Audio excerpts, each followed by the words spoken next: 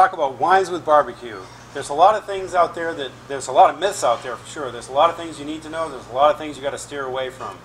With barbecue, there's always sugar, a little bit of molasses, and this is a lot of molasses, I know. Probably a tomato or two, tomato, depending on where you're from, and a little bit of spice. So this makes it real challenging for wine. Now, everyone knows you can always go with a good bud, right, or a PBR. But if you're going to go the beer route, just try something different. Why don't you try this lager? It's an organically produced lager from Sam Smith, English beer, fantastic. In my view, humble opinion, of course, it's probably one of the best lagers made in the world. Beautiful. The other thing is, we're going to talk about rosés, because rosés are like the perfect pool summer wine. They have a little character of the red, they have the fruit character of the red, but they have all the tartness and lightness of a good white wine. Now, some rosés are very high in alcohol. You want to steer away from them.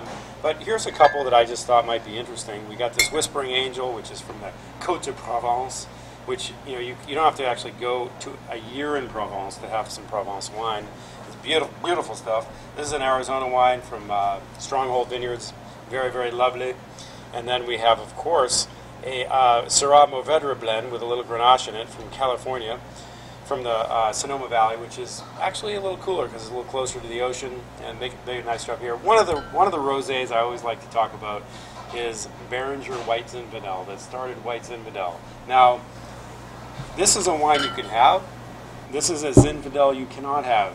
A lot of people tell me that Zinfandels are spicy and they go well with spicy foods. Zinfandels with spicy food or that has sugar in it will cause a spontaneously combustible explosion inside your mouth. Heat and heat do not work. This kind of Zin, no. This kind of Zin, okay. Hey, Beringer did it first, but they do it well. There are also some really excellent white Zinfandels like Bueller if you really want a nice rosé from California. Now, going to something that is universally excellent with barbecue, a QBA or cabinet style Riesling. This Selbach Riesling Incline is actually an excellent example.